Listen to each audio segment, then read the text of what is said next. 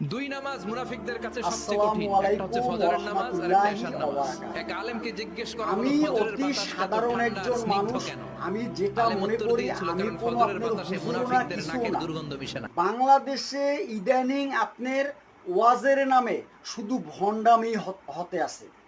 আরে ভাই, মিজানুর রহমান আজহারি সাহেবের মতন আপনি ওয়াজ করুন, ওনারা তো কারোর গিবাত করে না, শুধু ইসলামকে নিয়েই তারা কথা বলে।